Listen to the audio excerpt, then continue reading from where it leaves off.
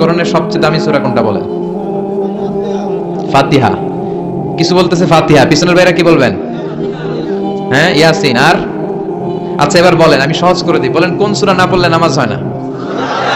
এবার ক্লু পাইছে, এবার ক্লু পেয়েছে। এই সূরা ছাড়া নামাজ হয় না। আমি যদি পড়াই হবে না, এই মসজিদের ইমাম সাহেব পড়াইলে হবে না, কিন্তু বাইতুল মুকাররমের খতিব পড়াইলে আবার হবে।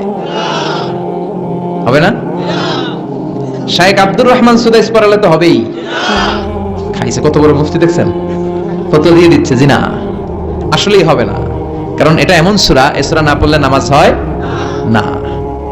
বিশ্বনবী বুখারীর বর্ণনায় বলেছেন আ'যামুস সুওয়ার ফিল কোরআন, কোরআনের সবচেয়ে দামি সূরা। এটা আমার বানানো কথা না, সবচেয়ে দামি সূরা। এই সূরার মতো সূরা কোরআনে তো নাই, তাওরাতের ভেতরেও নাই, ইনজিলের ভেতরেও নাই, জাবুরের ভেতরেও নাই। 60টা মাত্র আয়াত। কয়টা? কার কার মুখস্থ নাই হাত তোলেন। সূরা ফাতিহা মুখস্থ নাই কার কার? হাত তোলেন। হিন্দু ভাই নাই কেউ? আমাদের অনেক মাহফিলে হিন্দুরা আসে, হিন্দুদেরও মুখস্থ। সুবহানাল্লাহ কইবেন না?